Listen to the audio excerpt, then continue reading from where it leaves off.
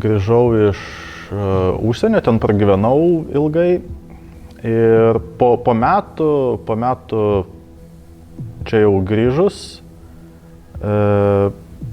taip atsitiko, kad man pasiūlė pabandyti, galbūt norėčiau.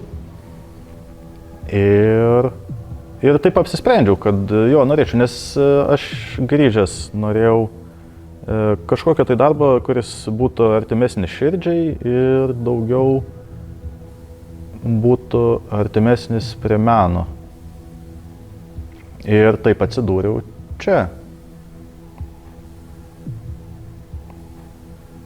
Man nuo pat pradžių žmonės teatre pasirodė labai artimi. Nu, ta artimi siela, gal ar supratimu kažkaip, požiūriu į dalykus, ar kažkokius supratimu, tai man atrodo visi dirbantys teatre yra kažkiek tai panašus.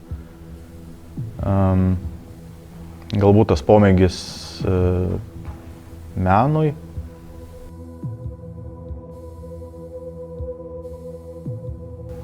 Kaip tau pirmas spektaklis kaip dailininkas iš tiesų? Labai įdomi patirtis. Netgi pradirbus kiek čia 4-5 metus prie šviesų, naujų dalykų atrodo išmoksti ir kitaip žiūri į kai kuriuos dalykus.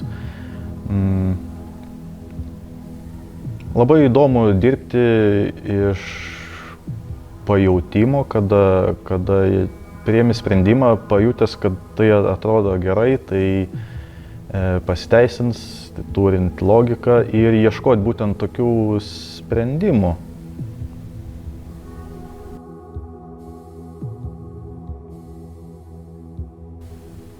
Jis labai lengvai turi tėkmę, ta prasme, turi tėkmę ir lengvai žiūrisi, įtraukia greitai.